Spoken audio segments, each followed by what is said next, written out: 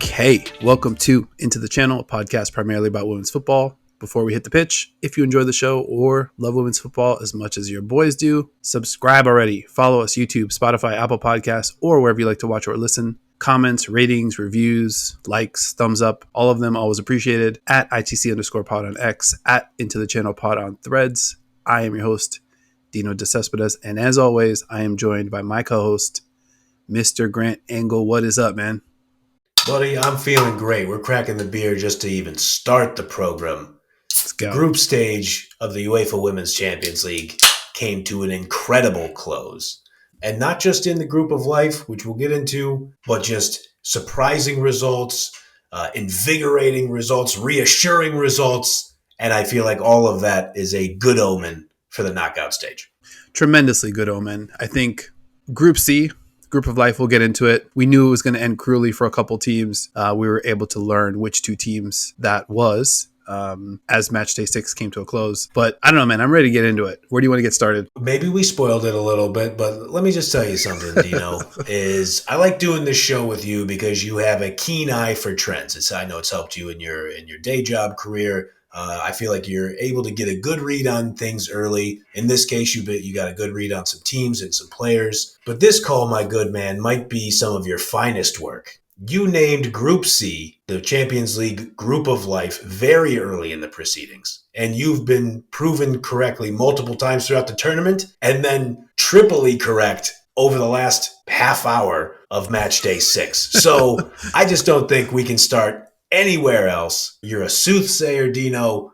Let's start with the Group of Life, and we'll start wherever you wish. I appreciate that.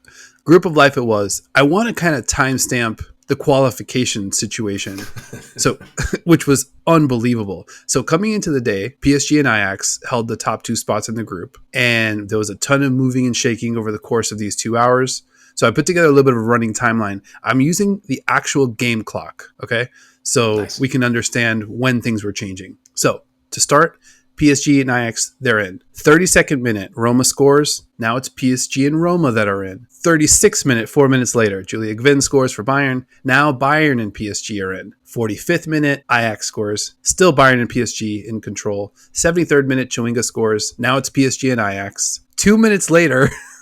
Oh boy. Sydney Lohmann scores. Ajax is out. Bayern is in alongside PSG. 84th minute, Ajax scores. Now Ajax is back in. Bayern is in. And PSG is out. So they went from first to out. 88th minute, PSG equalizes. Ajax still in. Bayern out. PSG back in. 94th minute, Jovana Damjanovic puts the ball in the back of the net for Bayern. Bayern's back in. PSG is out. But the flag goes up. Goal's waved off. Just seconds before the final whistle. Bayern out.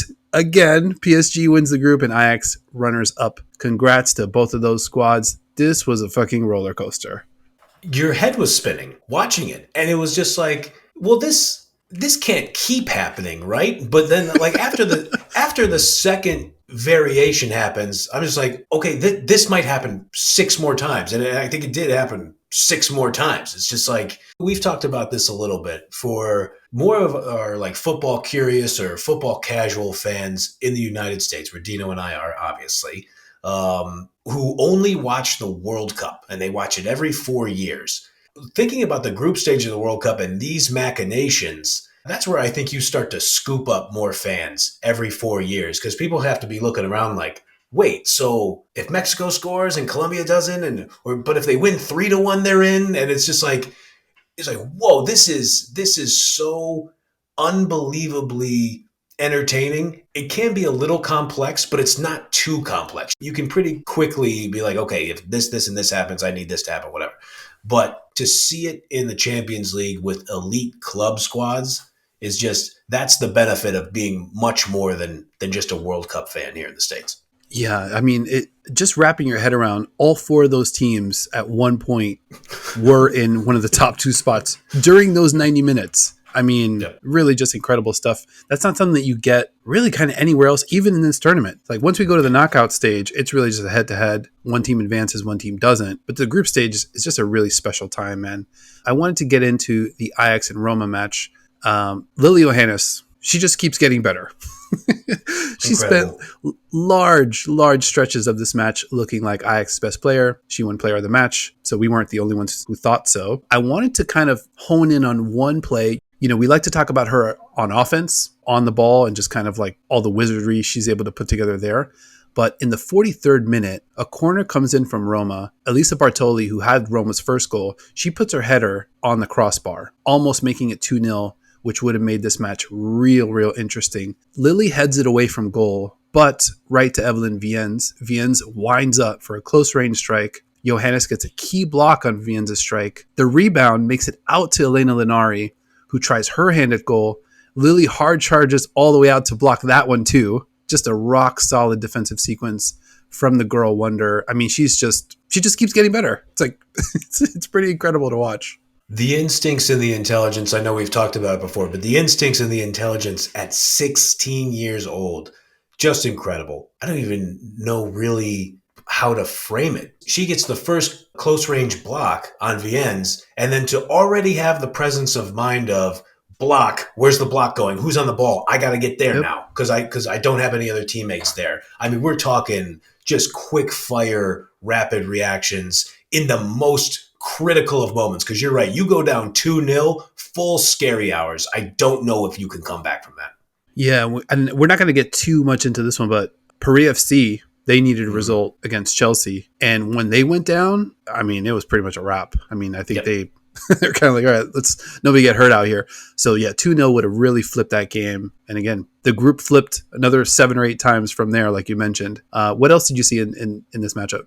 I think staying on Johannes just for another moment, her versus Saki Kumagai. Obviously, the narratives are clearly there, like youth versus experience, size versus less size, frankly. I mean, you think about these things.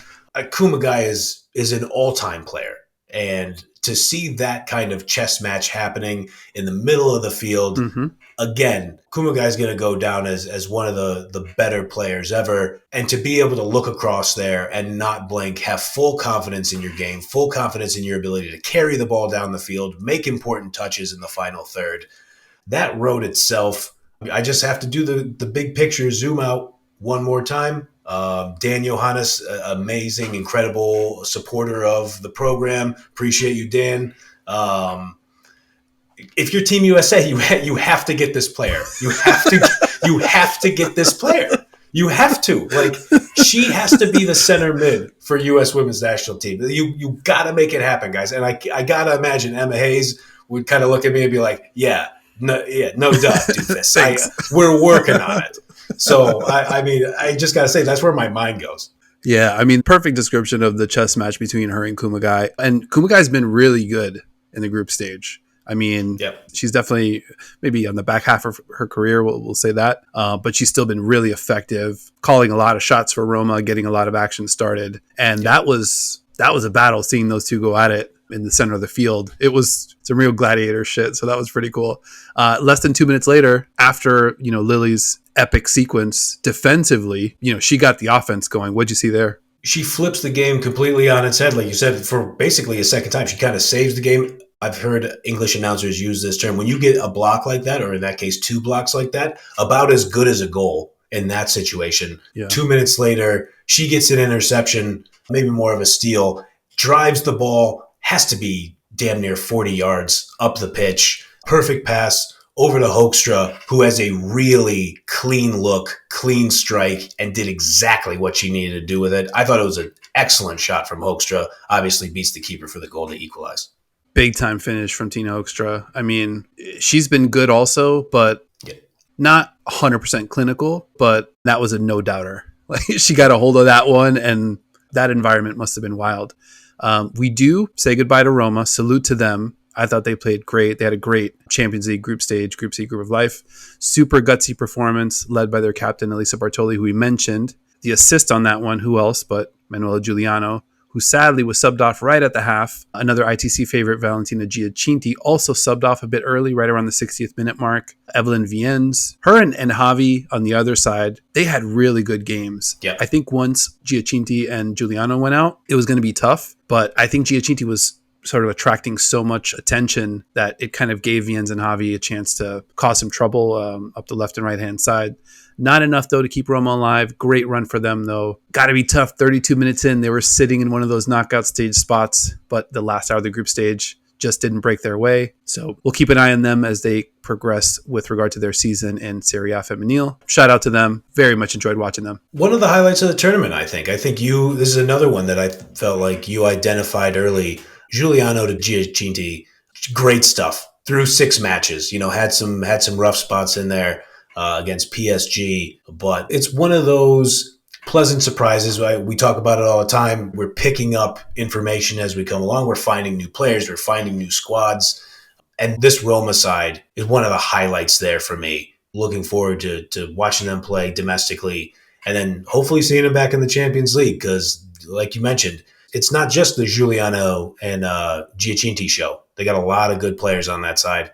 100%. Let's shift gears here. There's another Group C, Group of Life, Group of Death matchup. Bayern hosting Paris Saint-Germain. The stats tell a slightly different story, but I felt like PSG spent most of the game chasing. Maybe half a step behind what Bayern was doing, or at the very least, not really able to predict what Bayern was about to do. So that put us in a position where PSG wasn't really able to lean totally and absolutely on their athleticism, but they were able to break through nonetheless. Bayern had more crosses in this one than PSG, 26-14, more corners as well, 9-5 in that department. So I think that's kind of why my mind was playing tricks on me. The stats outside of that were pretty well balanced. I thought Vigo Stotier for Bayern was excellent in the back. I've heard quite a bit about her, and I kind of maybe didn't see it until this match. I know she snuck in to the Guardians top 100. I think she was toward the bottom of the list, but she was excellent. She also got the assist on Bayern's first goal. Bayern obviously needed to win this one as Ajax held the tiebreaker over them. And this one was a battle. We talked about kind of how back and forth it went, but what are you going to remember from this one? It's funny that you frame it that way because it's like and I know I talk about German football a lot because it's just like they are an ever looming presence in world football since the beginning of our lives, obviously on the men's and women's side. It's just like a working class, like we're big, we're tough, we'll knock you around, but we're also very concerned about our technical ability. And there's a discipline that kind of like hovers over the entire footballing culture. And sometimes when you just have athletes like Sandy Baltimore and Chewinga and Marie Antoinette Katoto, sometimes being workmanlike and organized in defense, still hard to deal with that, it turns out. You're obviously not going to win every match, but with Sandy Baltimore, on a team full of great athletes, she still stands out athletically. 100%. The step overs, the quickness of those, the ability to get the pass off fast, the decisiveness inside the 18 on ripping a shot. I mean, you're guaranteed, no matter how you try to hold them off, there are going to be pieces of the match that are going to be a track meet against PSG. And I think we saw that play out in the spots where PSG needed it most. Yeah, absolutely. That first spot, I mean, they really had trouble getting into dangerous areas. I'll say that. And I think they also had trouble taking the ball off of Bayern. I think, Bayern knew what to do. They were just half a step ahead. There was one play in particular. So at this point, Bayern's up 1-0. Kvin gets the goal in the first half to put Bayern up 1. PSG not really able to get the ball in any kind of dangerous areas. They had a couple clean looks, but off a Bayern corner, Pico, the PSG keeper, immediately grabs the ball, skies it past the halfway line. The ball bounces almost 10 or 12 yards past Chewinga, but she's able to run onto it, muscle away Tuva Hansen, and then squirt and dash past Maria Gross to get PSG back into knockout stage position. Tremendous run and finish. I mean, she hit the turbo and she got PSG level. That was an incredible moment. Team really, really needed it. Their offense was definitely kind of stalling up to that point. For sure. And I throw around the term like working class and like kind of hard nose when I talk about German football. But that play by Tabita Chewinga, that's working class spirit. That is like, okay, I'm having a hard time breaking through on this, but I am never, ever letting off the gas. Like I'm just going to go. Like I will not be deterred. That ball takes the bounce. It takes a big bounce. And right then she's like you said, turbo time. and I'm going for it. And the finish had to be right, or else it's kind of an embarrassing miss, and she hits it perfectly. Yeah, I mean, that was just a big money play. Love to see that. Oh, yeah. If you're on the PSG side. 2 minutes later, though, No. Bayern pulled one right back, very German fashion. What do you remember from that one? Who's checking Sydney Lohman in that spot? She's up for that header. I don't know, like, obviously you're going to have your more stout defenders. You have like Amanda Illestead of the world and Millie Brights out there, but she skies for that header. And there aren't, on their best day, even some of the best defenders, you're going to have a hard time keeping her away from that one.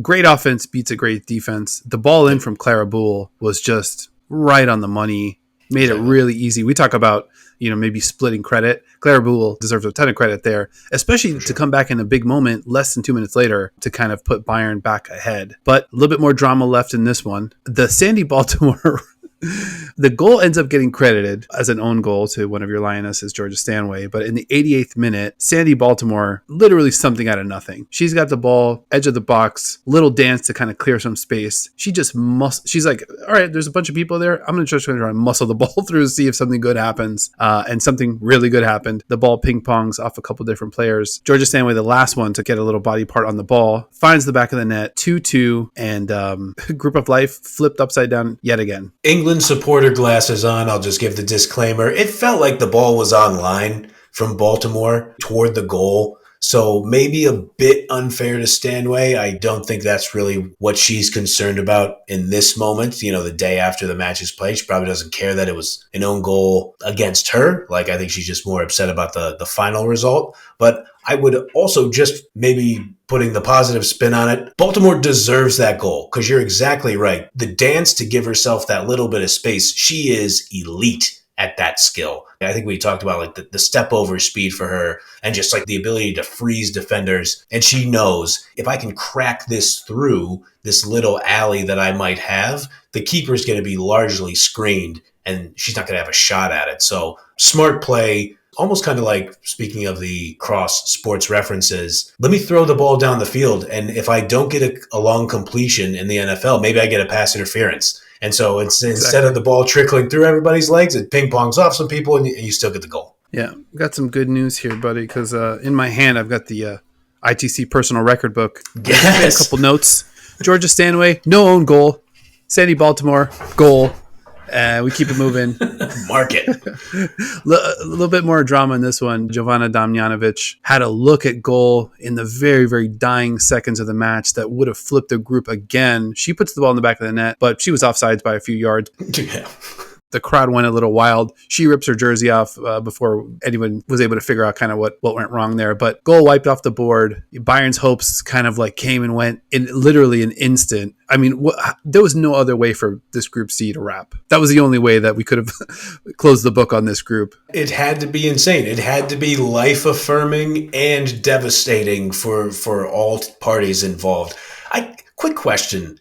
Do you rip the jersey off? We see this in football all the time. And then you see the replay and it's like, you're a mile offside. So the question is, do you rip the jersey off because you're just tunnel vision? I got to get this goal, especially in a spot like that. Do you rip the jersey off because you think you did it and you didn't realize you're offside? Or is it gamesmanship and I rip the jersy off thinking surely they're not going, I'm going to make this look like I was so obviously onside. I'm going to try to trick everybody to be like, well, if she's celebrating like that, she must have been onside. I mean, Damjanovic, smart player, really good player. Yeah. I think it's the second one. I think it's gamesmanship, a little bit of showmanship.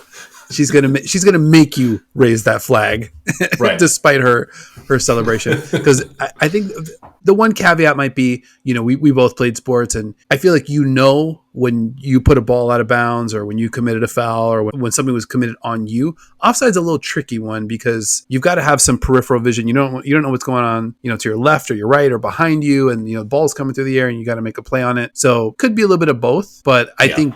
Absolutely, with no VAR, why not rip the jersey off and try to see if the crowd rushes the field, and before we know it, Bayern's in and PSG's out. Right. We are going to take a quick break. When we come back, special guest joins the pod.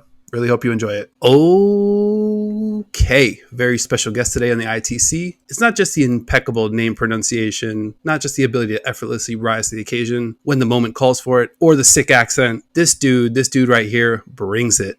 One of the voices of the UEFA Women's Champions League, football commentator extraordinaire, Mr. Cam Pope. We appreciate you hanging out with us, man. Welcome to the show. Thank you very much for having me on. That's quite an intro. I've got to try and live up to it now. You're going to make me blush, but no, thank you guys. Thank you for getting in touch with me. And I love talking about this job, and I love the UEFA Women's Champions League. It's been a brilliant tournament. I'm on my second season of it now, and yeah, this one in particular, I think has been great fun. I think that there was maybe some worry at the start of the tournament as to whether we just see the big sides cruising through, but as this week has told us in Matchday 6, you can never predict what's going to happen, and to be that person who has the responsibility of calling it is a privilege I don't think I will ever get used to.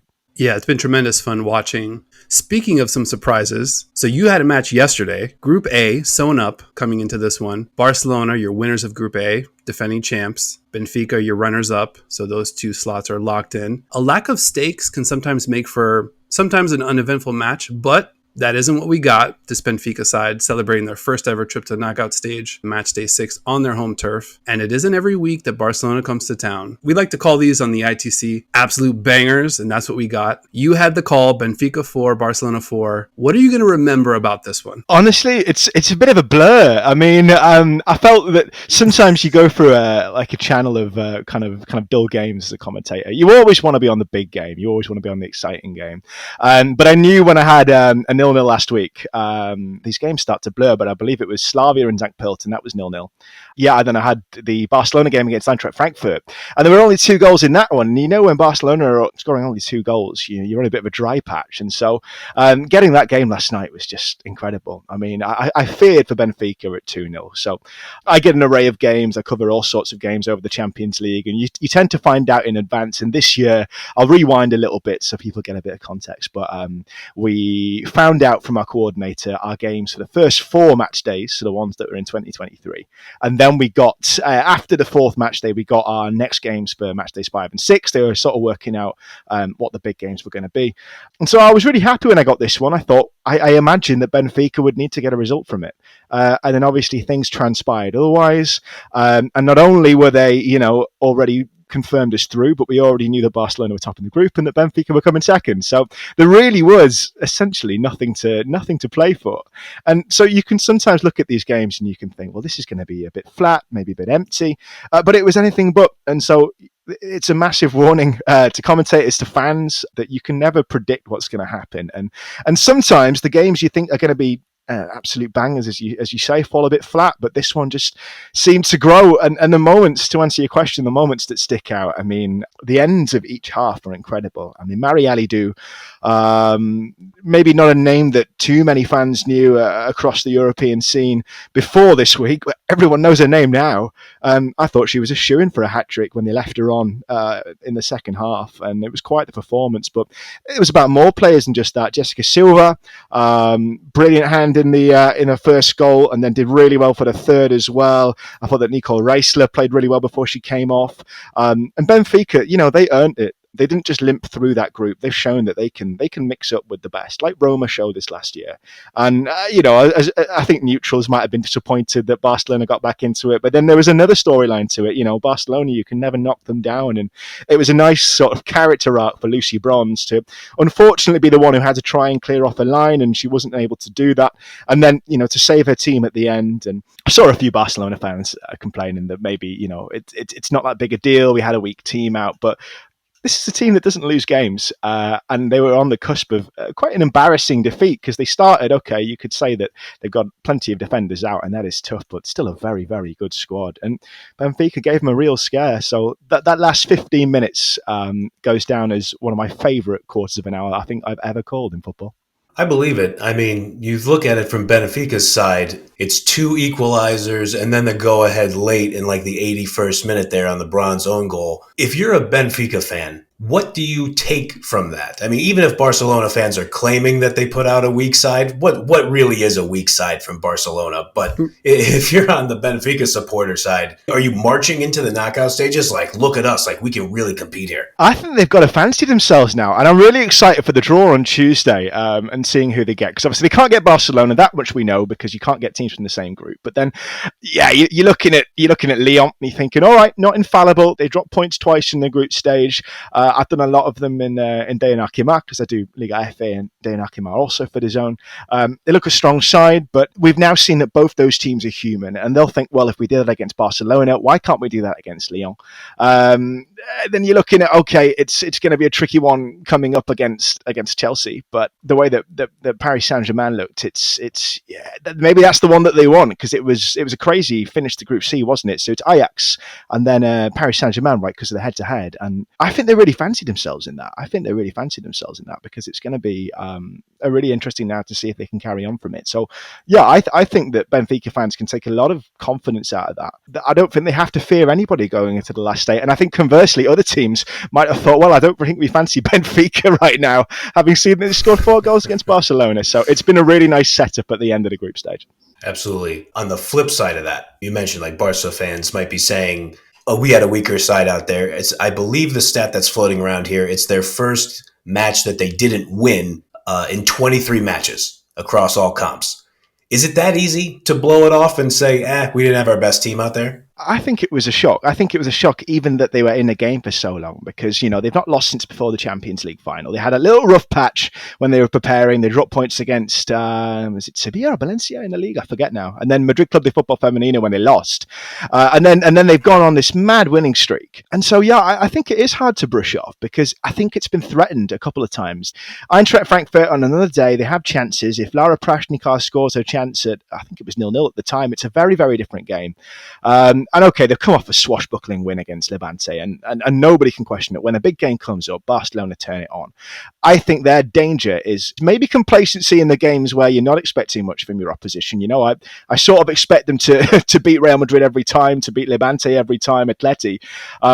But, if they come up against a side like Häcken, they could have trouble in a first leg. However, look, don't get me wrong, I don't think we're going to see this lead into a massive downturn from Barcelona. And I still think that it takes a brave person to bet against them winning all 4 competitions.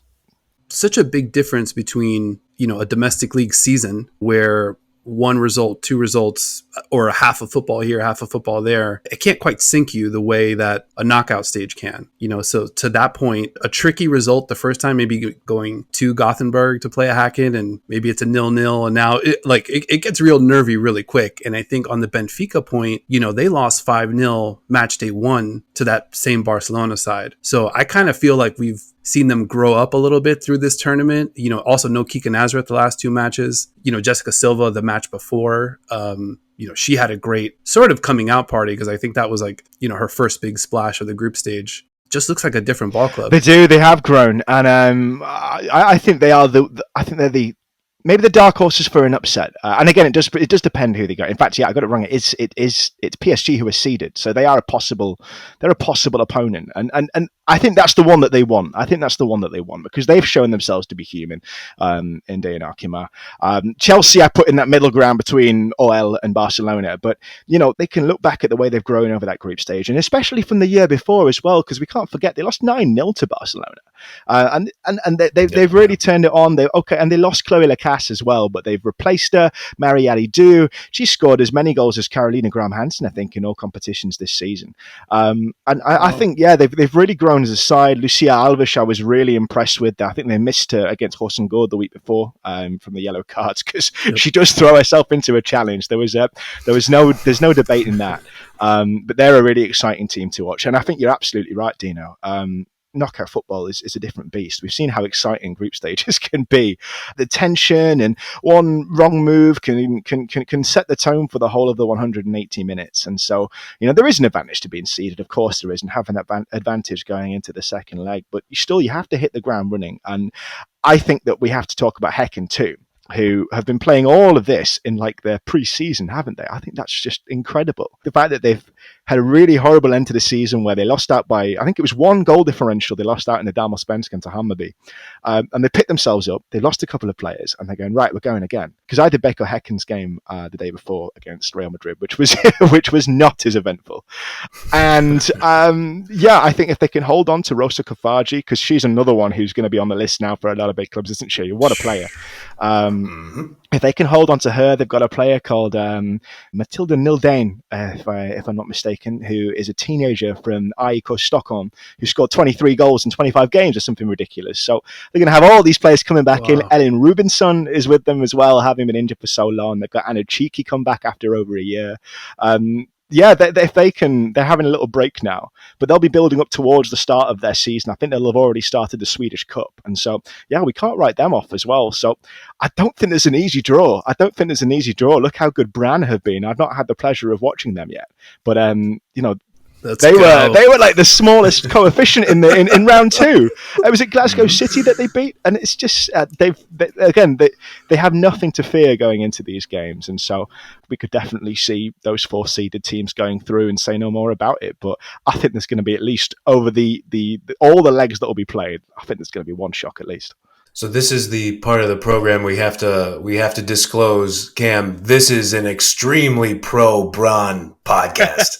Senior Gopset, Raquel Engesvik, just Aurora Mikkelsen, everybody across the board. We love this squad. We have a ton of viewers from Norway who have been just amazing. Like the Brann Battalion is like way behind the show, and it's just because we've totally bought into them. Love that club. That's brilliant. I mean, you always want a variety of clubs to follow, and it just so happens that I've not done Brann yet, and I would love the chance to take over one of their games, and we'll just have to see how it pans out. But what a story it is. I mean, nobody gave him a chance. No one gave him a prayer, and the way they've come on, and they didn't seem to run out of steam either. It wasn't like Häcken, who maybe started well and then looked like they had a little bit of a fade in the middle, and you wondered. And they've got every right to be there, and I think it's great for the women's game because we had a lot of talk in. I'm based in England. I live in Manchester, and there was a lot of WSL fans who were unhappy to only have Chelsea going through. Arsenal dumped out by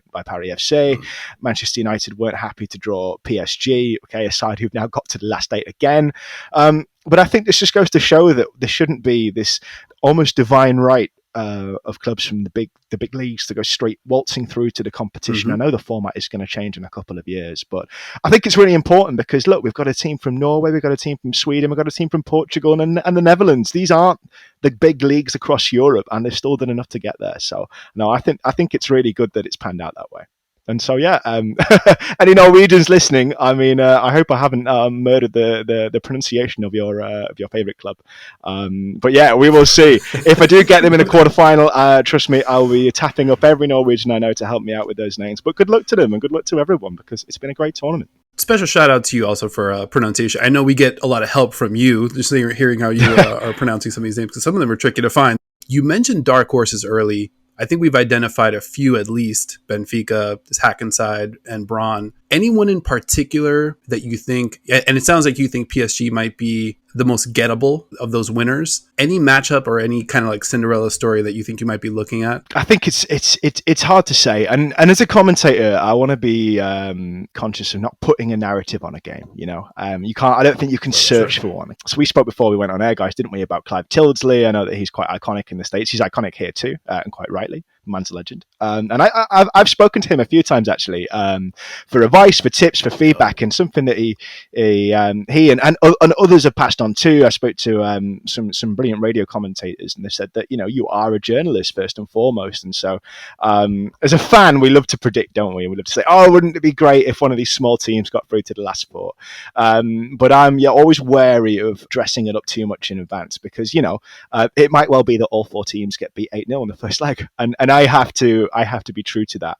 But on the pronunciations, actually, well, firstly, thank you very much. But I feel quite strongly about this because I had an unusual route into broadcasting, and I did a modern languages degree, and so I was always very, very big on languages. So I had a bit of help with the kind of Spanish and French names, but Whilst it's nice when people recognise that you're pronouncing names right, and it is really nice to see on social media when people commend you, and also people have pulled me up as well and made me refine certain ones. I keep getting Jackie Groenen wrong. I'm very sorry to any Dutch listeners who had to hear me say Jackie Groenen. I honestly think it's the bare minimum for commentators, and I think as broadcasters, not just commentators, all broadcasters, it's our responsibility because these players have earned their way, and a lot of them fought through adversity to be at the top of the game.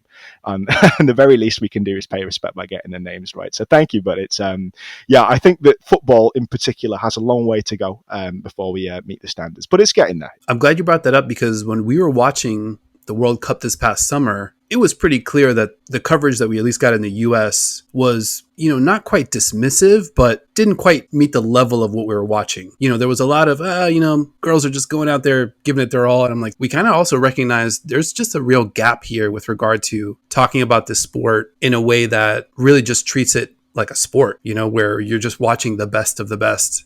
And the storylines are incredibly captivating and there's so much there. And we've had trouble also, Grant, you mentioned this, like looking up injury news and, it's just kind of hard to find information. So we kind of took it upon ourselves to go on this journey, which has been really rewarding thus far. Well, good on you guys because, it is hard to find information at times in the women's game because I commentate on men's football as well. And there's just an abundance of material out there. So when I first came into covering the women's game, and this is about 18 months ago now, and I was very lucky actually. It was a big break for me because I'd done radio football for a couple of years. I really wanted to break into telly as well and do the two strands. And I'd commentate on tennis too, and so I'd done tennis on the TV, but I was still trying and failing to get into TV football. And it just so happened that DAZN, one of the companies I work for, they acquired the summer that England won the Women's Euros. They acquired the rights to Liga F. And I randomly got a call from a producer. He said that, look, the season starts next week. We've acquired the rights for Liga F. We're going to do 3 matches a weekend. We need a commentator who is based near the studio. And he just heard from a colleague that they had this guy called Cam who did tennis, who lived nearby. And he said, do you know about football? I was like, yeah. And he was like, look, it's going to be pretty hard to get, it's going to be quite hard to get information on this league, I imagine. And he's not wrong. It's hard to get information on the WSL at times in England. So getting information on the Spanish league is difficult. He said, so, we'll give you a try and just see if it works out. And I just said, well, I have a Spanish degree. And he went, really? Oh, you're in. It was like, oh, great. So it threw me in at the deep end. And, Wow. and I did probably a woeful commentary. It was like, I think it was Atletico de Madrid against Sporting de Huelva, and it was 3-0, and I limped through it, but doing my best to try and piece together this jigsaw, this puzzle of facts that were so hard to get. And so, but when you do dig, it's really rewarding because you do find that information is out there. You just have to work. And so guys like you doing this podcast and anyone who's trying to share the women's game, I think is playing a part in the growth of it now, because I'd watched a bit of women's football before. I always followed the Lionesses. I'd seen the WSL on TV. I'm now a full convert, and I have been for 18 months because I was like, right, this is my into the industry, and women's football has given me this. And so I'm going to give it back. I want to, whatever league I do, I want to do this to the very best of my ability, and I want to, bring it up. I want to enhance the experience for the viewers. Like I did the first game they televised, and that was a massive privilege. And so, yeah, I think it is really important that we give it the respect that it deserves. And sometimes commentators have asked, like, do you commentate on women's football differently to men's? And I think it's important that we don't. By and large, but I am, and especially as well as a man, as a cis man, I try to make sure that I look out for anything that might come across as condescending or maybe inadvertently offensive, because most of the time when commentators do things that people don't like, it's not intentional. And so sometimes, I wouldn't talk ill of any colleagues, but sometimes the standard, like in any job, does fall short of what might be expected, but that can sometimes be from an off day and sometimes it's just a difficult game, and it puts you down an avenue and you get a bit stuck. But I think, sometimes we have to remember that this is an elite game, and that we can't lose sight of that. It has to be given the same amount of respect, and players have to be talked about like athletes, and so I think it is changing as women's football rightly finds its place in the mainstream now. And as that happens, I think that levels of coverage are going to go up. I'd like to think it's because people are getting used to it being broadcast more, and not a lack of respect. I think there are those who do indulge in that are in a minority, and there are a lot of broadcasters out there who do put some big work into supporting women's football. But yeah, I think it's a curve that everyone is learning on, and I think we just have to make sure that we keep uplifting the women's game.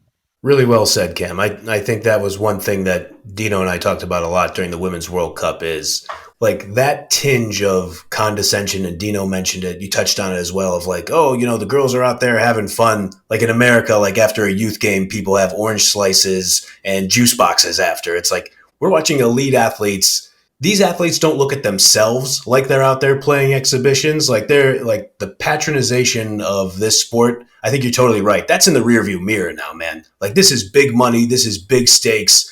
And these are the greatest athletes in the world that we're watching. And so I think you're totally right. The people with those like kind of small-minded views, we're just past them now. We'll have to shout them down occasionally, but get them out of here. That's it. I mean, everyone's seen Aitana Bonmatí play. Tell me that's not an elite player. It's like it's, and I think like it does dismay me sometimes when I hear those like lazy tropes be brought out, and it's not. Often it's from fan media, dismissive remarks about women's football.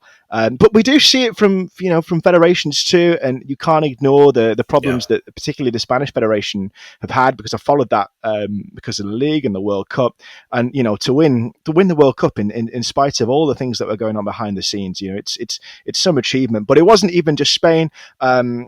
I think a couple of the African nations were having trouble, weren't they? Was it Nigeria, I believe, were having trouble on the way to the World Cup? Zambia as well. So it's sad that we have to talk about things other than football so often with women's football. And that's it. I hope that kind of side of coverage is going to get weeded out now, and we are going to move forward towards just uplifting it as the professional entity that it is. And even the leagues that aren't fully professional, it's like, well, the players are in every sense, in every other sense. The standard, the commitment that they put into it, and I would like to think that is getting realised now. But as broadcasters, we have a responsibility to make sure that we're doing our homework. That this is not a training ground. This is every bit as valid as any other game that you do. That shouldn't have to say that, and whilst commentary is a difficult job, and people have off days, and I had a terrible game a few weeks ago, and it's a great leveler, because we all have those days where you say something and you think, oh, I don't like how that sentence sounded in retrospect. I hope no one took it the wrong way, and that does happen. But yeah, I think consistent use of those stereotypes needs to go, and I think it is starting to go now. Yeah, and with the game trending in the right direction, I want to bring it back onto the pitch. There's also a huge, influx of young talent that kind of have a hard time wrapping your head around. You look at like a Lily Johannes or a Sinyi Galpse, even Sama Parayuela, you forget how young she still is. Rosa Kafaji, you saw her, up close and saw what she was able to do after, getting her penalty kick saved against Inadozi the week prior, so I think she's still 20 years old. You wonder how a 20-year-old is going to bounce back from that. And then, she's obviously running alongside Yusuba in that Hacken match, who's also early 20s as well. So it also feels like we're going to get a whole new crop of, the next Bonmatís, and just an exciting time for the sport. What have you seen from the young players? I won't ask you a forward-looking question just to, keep it journalistically on the up and up, but what have you seen group stage from this next generation? I think it's really exciting. I think that the future is in really good hands. Kafaji is an excellent example of it. I think she is 20, isn't she? Off the top of my head, I'm trying to picture my prep notes in my head there, and she's got a fascinating backstory as well. That girl has had to work so hard for everything. I was speaking to my colleague Marcus Berland, who is a Swedish commentator. We spoke before each Häcken game that I did. He gave me like the lowdown on the Swedish news. I would speak to him about the French and Spanish teams, and one thing he said, he translated for me, bless him, it's a really long article from Swedish into English about Rosa Kafaji, and she'd grown up I believe it was in like quite a rundown suburb of Stockholm, and had to talk about the battles of just getting to training. And so many players we've seen have had to work so hard just to get to this level. She had a really horrible injury when she first joined Häcken. I think she broke a leg, and that delayed her their debut. But now she's come into the side. She started to perform, still as a teenager she was, and then to step up for that penalty. Okay, wasn't a great pen. Nadosia with one of the best goalkeeping performances I've seen, and that's another player who's had to fend off adversity. But yeah, to stand up there and then to be the one, and I know it wouldn't have mattered in the end, but I think it's a massive boost for Häcken having done it on their own steam, winning that game against Real Madrid. It was a brilliant moment for her, because over the games that I saw her play, she was outstanding. And not just for her. I think you're right to mention Monica Yusubar. Barcelona have always had a steady conveyor belt of young talent. Salma Pariuelo, I can't believe she was a Real player a couple of years ago, and it just seems she's been at Barcelona forever and is this stalwart of the team. And I haven't done Ajax yet, but Lily Johannes, 16 years old, it's crazy. And even I'm still getting over the fact that, so I'm 26, and so I think Aitana is the same age as me, and she's the best football player in the world. My skills aren't even good enough for the park around the corner. So it's so much respect for these players. But then the fact that there's players who are a decade younger than me and are at this level, it's crazy. It's crazy. I think there was a team in Deunakima. I want to say it was a team from Brittany. It might have been Bordeaux. I think it was Bordeaux. And they had an injury to their main goalkeeper, who I think off the top of my head is Justine Laurent. And they had to put 15-year-old Mighty Mendiburu in net for 3 games. A 15-year-old playing top division football. It's crazy. But then these players could have a 2-decade career ahead of them, and they're getting this experience now at this level. Then it really bodes well for the future. And so I think we've got to be careful not to put too much pressure on these young players, because they are still young players, still growing, a lot of them as well, still finding out who they are. And, we've talked far too much about injuries in the women's game. And sadly, it does just take one injury to derail a career, a promising one. But I think there will be more to come from these players, and the fact that they're gathering this experience, whether we see some of them move to bigger teams, whether we see some stay in leagues like the Swedish one, that remains to be seen. But I'm just full of excitement now for where women's football is going. And we saw the gap closing, didn't we, at the Women's World Cup? We used to see the USA run riot, and it was nice as a semi-neutral to see that field be drawn in. That game against Sweden, I'm sure you guys might not agree, but it was incredible to watch from this side of the pond, because it was a thriller. And I had some work. I used to do some content writing, some editorial work, and they drafted me in to do the women's football. And so I had to write a predictor piece for every game at the World Cup.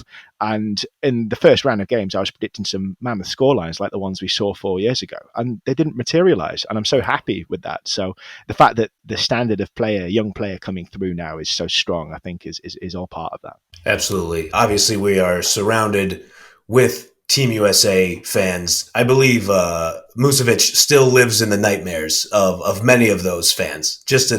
I realize this is not exactly breaking news. One of the most incredible performances from a goalkeeper I can recall. Yeah, Zetra Musovic. I haven't covered Chelsea this season either. I've not done the only WSL team in the competition, but she's very highly thought of. Very highly thought of. And again, that's something that I really don't like from people who don't follow women's football, and they love to throw out outdated montages of goalkeepers from an under-17s match dropping a ball. Like, who's not seen that in men's football? Come on, get real.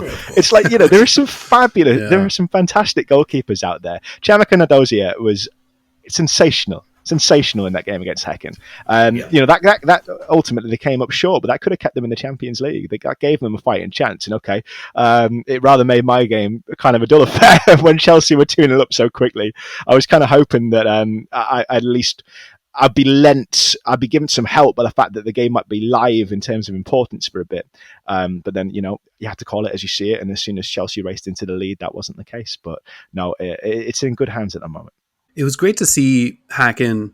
Obviously the only way to guarantee their advancing was to get all 3 points. And even when the game wasn't in doubt, just to see how they defended. Can a team ride that defensive strategy? Can they 1-0 their way to the semifinals or the final? Is that even a thing? I think it's difficult if you get Barcelona. Stopping them from scoring is difficult. Look at Benfica; they had to score 4, and they still couldn't win it in the end. Yeah. Yeah, somebody could kind of camp on the edge of their own box and bed in, and I think that can be really entertaining when it happens. You don't need goals to have a good game. I did an excellent 0-0 draw between Slavia and St. Pölten earlier on in the Champions League. It was really thrilling. And yeah, like it could transpire that way. I mean, probably the first major tournament I remember as a fan was men's Euros in 2004. And that Greece team, they didn't play exciting football. They seemed to win every game 1-0. They got themselves to the final and they pulled off one of the greatest shocks in modern football history. So yeah, who's to say they couldn't? And I think it would be very likely that we could see a Barcelona-Lyon final if the draw pans out that way. Still, despite how great these teams have been, and we can't forget the work they've done, even if they do all go out, these unseeded teams in the last 8. But that could be the way it goes. They've shown now that they're all capable of doing something good, of doing something dangerous. So we'll have to just wait and see. So we've touched across a lot of the elite players in this tournament. And I'm glad to hear you talk about Shimaka Inadozi a couple times, because she's been one of our favorite players of the tournament. She looked like a prize fighter out there last week. She had to get her head wrapped. It was just an unbelievable instinctive performance combined with intelligence. Like, she was just diving over balls, all this stuff. But this is a long way of asking, as the tournament goes so far, from the group stage, we're not going to ask you to do a starting 11. But if you were looking at a starting 11, who are the couple players who you're like, well, I cannot leave them out? So, I mean, the obvious one is to go with the likes of Aitana and Caroline and Graham Hansen. So I'm not going to give you those ones because everybody knows that, okay? They're the best players in the world. Right. Nadozier's in goal. She's been brilliant. Although we've seen some excellent goalkeeping performances as well in other games. I thought Lena Powell's, she led in 4 goals, but I think she played really well. She got man of the match in the game last night. I've had other ones as well where goalkeepers have really stood up well. I think Nadozier is the one that gets it for me. I think you'd put Kafaji in there. Maybe not on penalties, but you put him in midfield. I really liked Anna Anvegård as well, the Hecken winger. Thought that she was impressive. It's difficult to say off the top of your head, but sure. Those are the key players who stood up and were counted in key moments. But there were unlikely heroes as well. I still think back to Selina Oldocin, who the centre back for Paris FC, who just found herself 5 yards out from goal and drew the and drew the foul for Gaëtan Tiné's penalty. And she's another legend that you have to put in, Gaëtan Tiné, just for the experience. But there have been moments for so many different players across the tournament that had so many standout figures. I think Lucia Alves, from what I saw from her last night, would also go in there for me. She's really tricky down the wing. She's been a regular for Benfica and for Portugal as well. She's a real handy player. And maybe Jessica Silva, the way that she's been. I think there's a lot to be said about that Benfica team. And so that's a bit of a vague answer. But over the players I've seen, I think there's a few candidates for that 11. Love that you mentioned Selina Hossein. She is an ITC favorite. More of a slight build for a center back, but she is out there. We joke she's out there running 100 miles per hour, which I think is roughly 161 kilometers per hour. And she's just out there as a bulldozer. She's fantastic to watch. She seems to fear nobody. And I think we've moved away in recent years from the archetypal centre half who I think when I was playing. Yeah. When I was a junior, I was always tall, so they put me at centre back because they thought, that's where the big lads go. I couldn't have the ball to save my life. That didn't stop it, So it doesn't. You don't necessarily need to be 6'5" and a huge with quarterback size to kind of play centre back role. You have to be a good footballer, and Selina Oldocin is. And so I think as well, the level of football we've seen in this tournament has been better as well. Just you can see the improvement. I did the tournament as well last year. That was my first running of it. But I think across the board, just the standard is so much higher already in 12 months. I mean, we saw big improvements. Oldocin is a perfect one just within this tournament. Now she finds herself like more up the field. And I think defensively, it seems to be more about the instincts now than the body type or, like the physical tools. It's really just like kind of like the positioning that makes such a huge difference. I think you can learn as well, because let's talk about Ingrid Engen, who has had to fill in. I've almost forgot that she was a centre midfielder because I've seen her so many times at centre back. And Barcelona, I do feel for them because, okay, Irene Paredes was ill coming into the game. Mapi Leon has had surgery. Who else are they missing? Jana Fernandez. So it's quite an injured list to have. And the fact that they've had to throw in Marta Torrejon, who's been splitting her time with right back, and then Ingrid Engen, who made a brilliant stop in the Supercopa final. It was 0-0. Catacoy lost the ball. I think it was Mayra Ramirez who had the shot, and then Engen saved Barcelona on the line. Could have been a different game. So it's more about just being a good technical footballer, and that's true of the men's game as well. It doesn't. You don't necessarily need to be throwing yourself headlong into a challenge. And I've got full respect for players who can play out of position and play in different areas of the field, because Jonathan Heraldes was saying, he said, I've got a few players in positions they're not used to playing, but we're coming into the most important part of the season now for Barcelona, and I need my players to be flexible, and I need everyone to be ready to do their bit for the team. I had a follow-up question about the teams and kind of how they match up. We like to kind of go cross-sport a little bit with some comparisons, throw some American football in there, throw some boxing in there. I have a little bit of a boxing background. And one of the old adages is, this idea that styles make fights. And, you obviously were able to see Madrid kind of up close, either in the group stage or through Liga F. And it feels like a Madrid, like Hacken just had their number. I also think about PSG and Roma, like PSG coming off their first 2 group stage matches, no points, no goals. And then they get 2 wins against Roma, who was kind of on a tear at that point. And it just seems like some of the matchups are just bad matchups. It's funny, we say that in tennis as well. So I do the Women's Tennis Tour commentary, and you can pay attention to rankings a little bit if you want, but it's more about how the styles match up. And some players just have really difficult days against certain opponents. And I think that was true of Real Madrid and Häcken in the first game. In the second game, I think that Real Madrid, they just looked deflated. They looked beaten by that point. Confidences are low. And we've got to remember that they lost Caroline Weir, and you can't legislate for that so early in the season. She was probably the best player in the division the season before. Certainly in attacking midfield, nobody came close, and missing her goals and her influence is difficult. But they have had time. They have had time to develop, to get used to her absence, and they just haven't got accustomed to it. And Häcken always looked the more likely to threaten them, and even when they went behind in the first game, they always had that. It's not all about belief. I'm reticent to just talk about believing and wanting it more, because it is a tactical battle. But Macklin had them set up in a way that they could penetrate Real Madrid, and kept them guessing. And so I think that link up they've got between Kafaji and Ambagord, Yusubar, and Larishi as well, because she was injured coming into the Champions League, wasn't she? And she is a talent.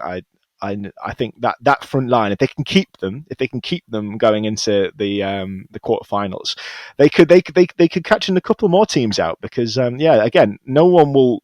I don't think there is an easy draw to have now. I don't think gone are the days of having an easy draw. And not to say that we won't see any high score lines, but there's a few banana skins in there, as we say over here.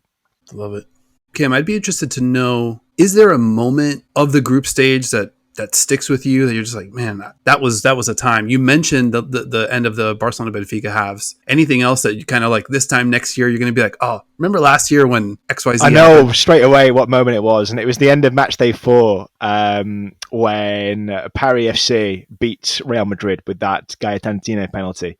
And just the shock, the resignation on the faces of the Real Madrid players. I think it was because I believe it was Terry Abellera who gave away the penalty. I think it was, and I remember the image that stays in my mind, because when the full-time whistle goes, we've got about a minute to wrap up.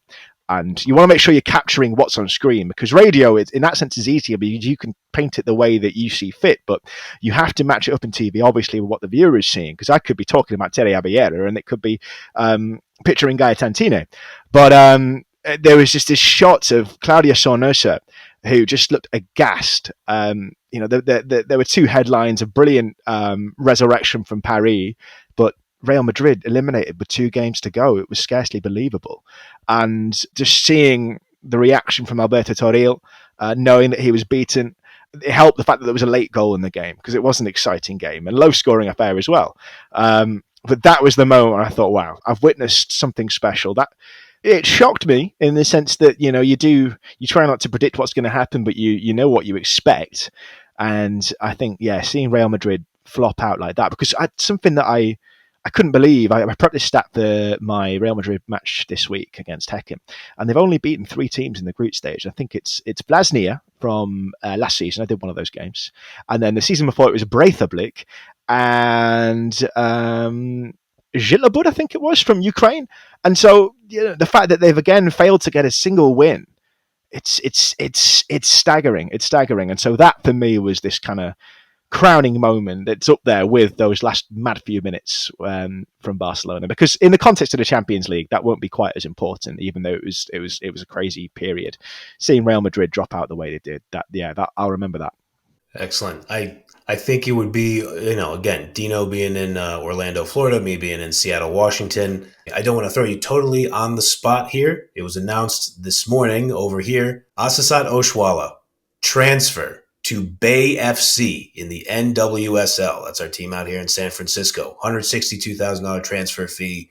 I'm just kind of curious, over there, what kind of eye do you guys have on the NWSL? See, that's really interesting, because I got the news for the Barcelona team news, and I get it normally at the same time as fans do. Sometimes a little later. Sometimes I'm on Twitter looking at it like you guys are. And I saw UEFA reporting that Aziza Oshuala hadn't travelled, and we'd already seen. Okay, we know that her deal is up, and we'd heard the rumours about her going to the States, because whenever a big player leaves their club now, you think the States is where they're going to be heading. So I'm not at all surprised. I've actually learnt that from you guys now, because I've been in the garage with my car getting it sorted today, so I haven't seen that news. But I'm happy for her, because she was brilliant. She was brilliant last season for Barcelona. But the problem is, and it's not a problem for Barcelona, but Carolina Graham-Hansen, they've got such an embarrassment of riches. So good. I mean, so good. She is like living her best footballing life, and another player who's had to battle. But it's hard, because there just isn't room for all of those elite forwards, and so I'm not as clued up on the NWSL as I would like to think I am on the European leagues. But you can't ignore that it's growing, and there is an interest. There is an interest now that more figures from Europe are starting to go over to the NWSL. I think it is hard with the time difference for UK fans as well to watch those games, but they don't have them, and I don't commentate on those because they're done on the World Feed. I'd love to get involved, but there is a growing interest, definitely, and you see whenever any managerial appointment is talked about, the several big candidates over this side of the globe, and so what about for you guys as well? How is the interest this is out of my interest, the WSL? How widely is it watched in the States? I think it's still tough to find. So I believe Paramount Plus, they broadcast one WSL match per weekend. It's either 1 or 2 matches per weekend. So they can be a little tricky to find. You can find some stuff on YouTube. I think it's growing, though. I think just like the women's game in general, obviously you have a powerhouse at USWNT over here. But I think people have really opened their eyes to, and you touched on it earlier, especially with this past World Cup, is fans have realized, especially for the NWSL, if they want any chance at keeping up with those European leagues, they got to start shelling out the money and getting players like Oshuala over here. And so it was encouraging to see, despite ever since the rumors started floating around there. I've been hoping Oshuala would come to Seattle, but I'll kind of set my fan hat aside there. She's going a little farther south to San Francisco, but that's pretty encouraging for us. But I think because the Premier League is so prevalent over here, now people are like, well, let me check out Arsenal women. Let me check out Manchester City women. And they're like, oh, Bunny Shaw, she's incredible. And like you can kind of see it start to really spiderweb out. Yeah, I love the global nature of the game. In fact, I saw DAZN, I think it was, shared a video of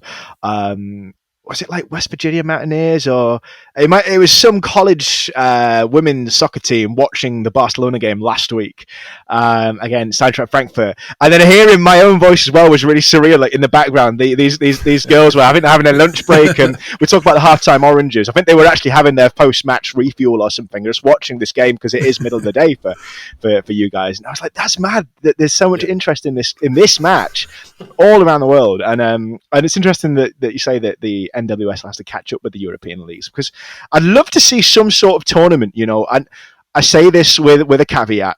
We've seen far too many injuries, especially in the women's game. Player overload is a massive concern. We've got to be careful about throwing too many games into an already congested schedule. But if that can be managed, it will be interesting to see how teams from either side of the Atlantic do match up, and Australian teams as well, because we haven't talked about Australia. That's such a hotbed of talent. I thought that Hayley Raso was going to get her first Champions League goal. Didn't transpire, but they've given us so much in terms of footballing talent, and it leaves it in a very good place at the moment. 100%. Yeah, I think that's a great point. It really is the confluence of the Premier League. The last 10 years in the US have seen like incredible growth around that plus the World Cup. It's sort of coming from different angles and different directions. And yeah, I think it's really an economics question. We've talked about it quite a bit on the pod, because like the NWSL is modeled after most American sports leagues, not after most world football leagues. So it is a little different, a little tricky, and we'll see kind of how that shakes out. But that would be incredible to see some of these the best teams across the leagues. Really, just let's get a couple of the top NWSL teams into the Champions League somehow. Wild card, but I don't know. That's really what we want to see. Yeah, wild cards. There we go. And just to clarify, Cam's not out here advocating for more games, because we want to keep things, we want to solve that injury problem first and foremost, but would be something to see for sure. So Group C, referred to on the Into the Channel pod as the Group of Life, then since renamed the Group of Death the last 5 minutes of Matchday 6.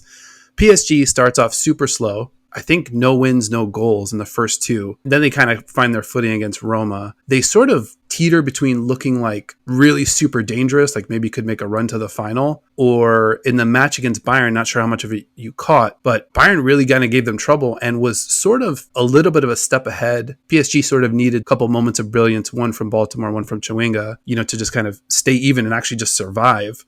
But PSG, you mentioned them as maybe the weakest of those top tier teams, but what do you see as what's possible for a team like that? Yeah, maybe the weakest of those four, but certainly not weak. I mean, they're doing a good job of kind of holding onto the coattails of Lyon in Dayon Arkema. Mm-hmm. It looks like Lyon are going to take top spot, but Dayon Arkema is going to be really interesting this year because of the new playoff format. So at the end of the regular season, you just have to be in that top four. It is going to come down to 90 minutes of football, and okay, there are some critics of that idea, Sonia Bonpastor and the ex-PSG boss Gerard Precheur being two of them, but it does make it interesting, and that is a word I'd also use to describe Paris Saint-Germain. They've scored a lot of goals in the league and they don't concede very many, and so I was quite alarmed to see how they were struggling after two games. Picked it up with those 3 wins, and I didn't actually get to watch any of Matchday 6 in Group C, which is a real shame. I think I was driving home from my match. But yeah, it just seemed crazy. It seemed crazy. That's the sort of thing that only group stage football can give you. And the fact that any one of those teams could have gone through was that's what you want as a neutral on the final day. And I actually did their quarterfinal second leg last season against Wolfsburg. I'm doing all this from memory, so if I get any details wrong, I apologize. But they're the team I've covered the least out of the big French teams so far this season. But Chawinga, what a talent! She is scarily good, and I like the work of Baltimore in the engine room as well, and even players who can come off the bench and change the game, like Amelie Vangsgaard. Really strong, and they were undone. I remember a beautiful chip by Alex Pop for Wolfsburg last season in the quarterfinal, but it could have been very different. That was a really tight game. I think they lost Elisa de Almeida in the first leg. I think, did she handball and get a red card? I think she might have been out for the game I did, and so that was on a knife edge, that one. And so they could be stronger this year. I'm really interested to see what matchup they get. Because they can struggle, they can struggle. They have let that gap open up at the start of the season, and then they've started to pull it back. And we saw how sluggish they were getting off the mark in the Champions League. But no, you look at that front line, and Chewinga can cause a problem for any defence. Even Häcken, if they're defending right on the edge of their own box, or Benfica. So, they'll be interesting to keep an eye on. Well, Kim, we're going to get you out of here on time. Very much appreciate the time, man. And obviously you're crushed it on the pod. So big thanks from us for hanging out with us. Well, thank you very much, guys. It was really nice of you to get in touch, and thank you for your kind words as well. We're, as commentators, we're not the main characters, and it's important that we stress that. We are there in the background, but it is really nice to have your work acknowledged by people, and so thank you for that, and thank you for all the work that you do as well. And keep in touch. I'm sure we'll speak again. I'll be tuning in, and let's see what else happens in the Champions League, because I don't think we're out of stories yet. But thank you very much, and enjoy the rest of your day. You too, Cam. Thanks for the time.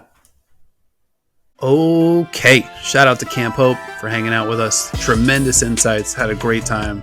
Really appreciate that, dude. Check him out on DAZN, and shout out to DAZN for feeding us all of this tremendously fun and entertaining content having to do with the Women's Champions League. 4 more matches to cover. We're going to bang through them really quickly. First one on the docket, Chelsea, Paris FC. Paris FC in a gotta have it type of match. They were a point behind Häcken in their group, so they needed a win. They also didn't have the tiebreaker against Häcken, so they needed the 3 points at home. But big bad Chelsea comes to town and kind of knew what time it was early. In a gotta have it situation, they didn't have it. So what did you see in this one?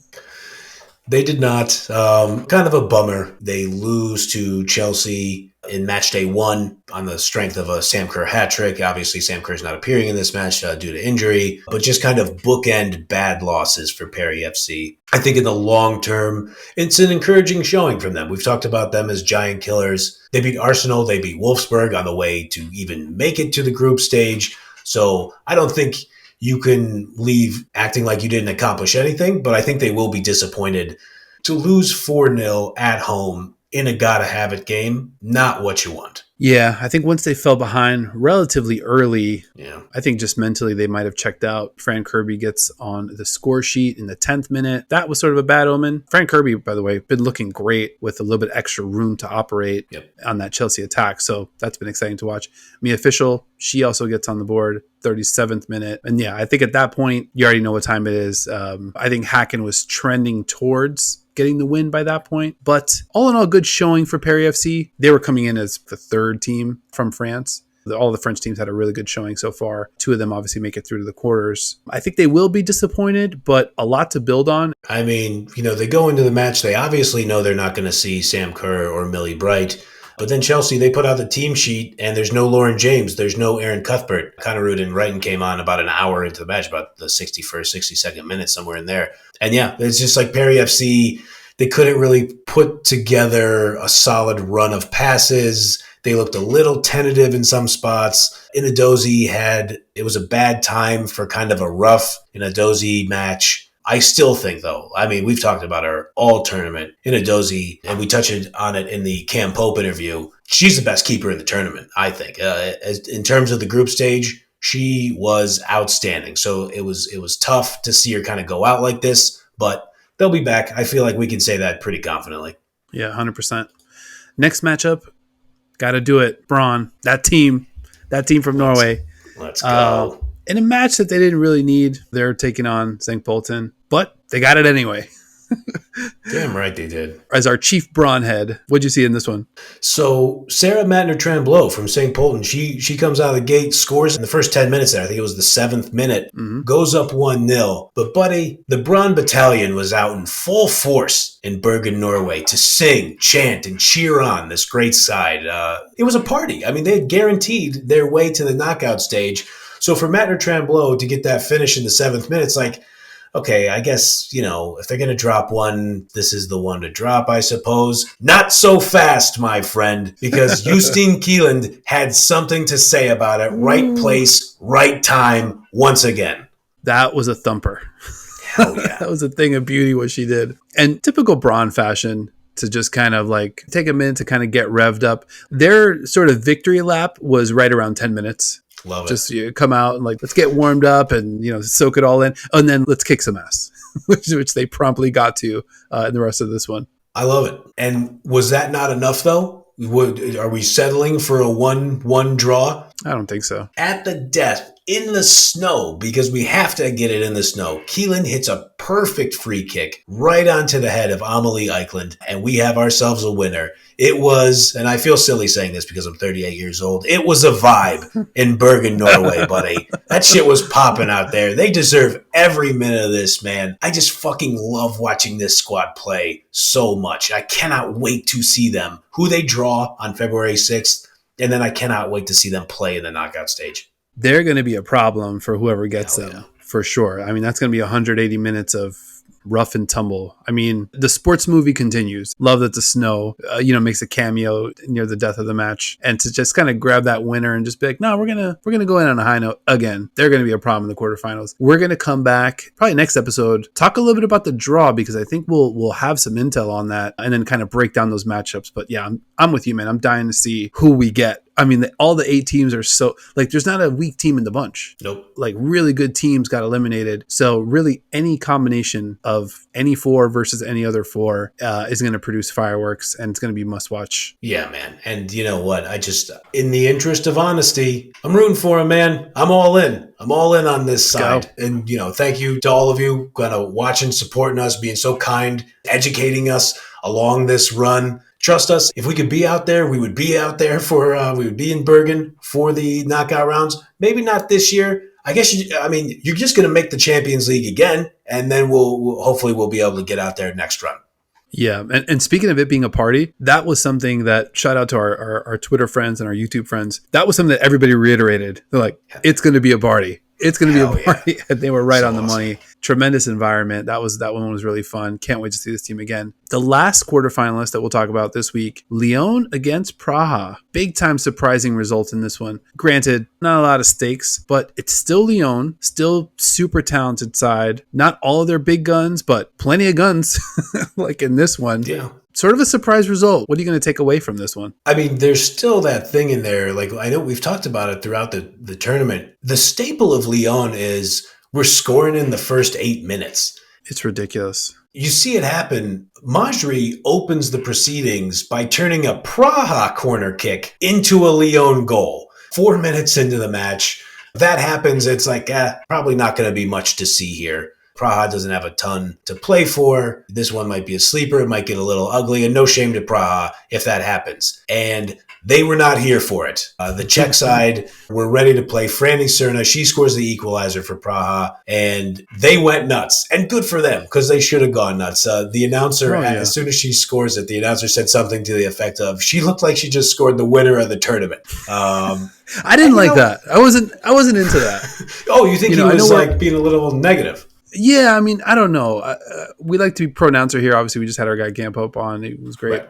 And for the most part, the announcer had been great. But I don't know. That was not where I would have went with it. Just because it's like, man, like this team's been knocking on the door. We've talked about the adjustment that they've had to make, essentially like in their domestic leagues and in all the qualifying, high-powered offense. You can kind of see the hints of it. Yeah. And they just had a really tough time breaking through in this group stage. So to kind of get one on Lyon, and it's not like they're down 4-0 and now it's 4-1. Right. This is an equalizer. Yeah. We've talked about these teams being essentially enterprises that are going to persist decades out into the future. So all of these results, while they might not make a difference this year, they compound, and you'll see teams kind of grow and get better. And that's how you become sort of like that European powerhouse type team. So for a team like Praha, they're not here to just fucking get some cardio and workshop some stuff. Like they're trying to make a statement here, especially feeling like they didn't really have the group stage that I think they could have put together. So I wasn't a fan of the call. I'll just leave it at that. Yeah, I think those are really fair points. And, I thought Cam said something interesting too, where he said like, sometimes you say something, and I know we do it on this pod too, where like, we'll listen back to try to like QA ourselves or QC ourselves or however you want to put it.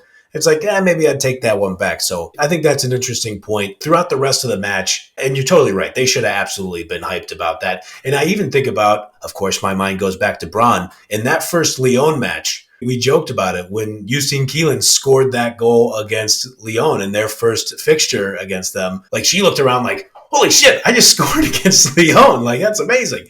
So, you got to celebrate the good times. But speaking of those good times for Praha, I thought Lukasova was borderline superhuman between the posts for them. Excellent. She kept a minute. Koshikova, she gets a deflection. that will forever go into Praha folklore. Again, going back to the announcer, I think that's how he framed it. I think he framed it as Praha folklore. So that's how they end up getting the equalizer. There's a Vicky Beccio goal earlier there. But for Praha to pull it back, to get a draw, even like you said, the stakes weren't there. They're already out of it. Lyon's already through. You just drew Lyon, who is one of the juggernauts of all the juggernauts in this sport. Have a day, Praha. Go out there, man. That's fantastic for them. Yeah, absolutely. And I think Lyon, they had a real lineup out there. Basha, Majri, Diani, Ellie Carpenter, Agarola, Hegerberg, Daniel Van de Donk, Lindsay Horan's out there. They brought some big guns off the bench. Vicky Beccio, who scored, you mentioned. This was a real side. Yep. Really nice way to close it out for Praha. Hopefully we welcome them back next season as well. One more match to cover. This one, no stakes, really out here playing for pride. Frankfurt, Rosengard. Frankfurt kind of punctuates their group stage. Didn't end how they wanted it to end, but a nice way to kind of hang it up for this Champions League season. What'd you see in this one? Frankfurt, the 4-time European champs. They made certain that they had a farewell game to remember. The Denzel Washington clip of, I'm leaving here with something. I feel like that was kind of Frankfurt's motto here. Elena Achigaz had a brilliant chip in the first half to put Frankfurt up 1-0. You go into the half 1-0 and you're like, okay, a solid performance from the German side. They're going to make sure they get this win. Like you said, they're playing for pride. Then they scored 4 goals in an 18-minute stretch from the 66th minute to the 84th minute. And you end up with a really lopsided scoreline. Rosengard exits the tournament with 1 draw and 5 losses. But I think the combination of you're in a group with Benfica, Frankfurt, and Barcelona, and then maybe some unlucky bounces that weren't great for them. I think it looks worse than Rosengard really is. And I thought they really handled themselves very well in their 2-2 draw versus Benfica last week. So if you're Rosengard, you can climb back into this tournament in the future. Damallsvenskan is a great league over in Sweden. It probably wasn't a great time this year, but if you're Rosengard, we'll see you again down the line. Yeah, 100%. Shout out to them. Shout out to Frankfurt. Good way to end this run. Didn't break their way, but nice way to go out. Anything else you want to hit before we get out of here? I think that largely covers it, man. I mean, just what a fantastic celebration of life this group stage was in general. Oh, the group stage of life. There you go. That's what I'm talking about. And so, yeah, again, just, thanks to everybody kind of following along with us. Like I said, enjoying the football with us, educating us on some blind spots that we have over here in America. I mean, this has just been such a wonderful tournament so far, and we have epic football yet to be played. And so we get the draw on February 6th, and I cannot wait to see who matches up against who, namely who has to suffer the punishment of playing Braun. I cannot wait to see. Oh my God. Yeah, we're gonna have to fire up the mics pretty soon thereafter. We'll work on the scheduling here offline, but a couple other programming notes. We are going to come back with a very American style power rankings 1 through 8. That's going to be quite the exercise. It's going to be fun to kind of compare notes as well on that. But yeah, I think we did it, man. This has been another episode of Into the Channel. Subscribe or follow us, YouTube, Spotify, Apple Podcasts, or wherever you like to watch or listen. Comments, ratings, reviews, feedback, information, learnings, always appreciated. We appreciate each and every one of you guys who chimes in with extra context that really helps us understand what we're watching and helps us with our storytelling. At ITC_pod on X, at Into the Channel pod on Threads. Big thanks for watching or listening. We are thrilled to have you hanging out with us. Big thank you to my co-host, Mr. Grand Angle, for advancing to the knockout stage along with me. And we're just getting started, man. We're on to the knockout stage. Let's do this, buddy. We're going to make it through.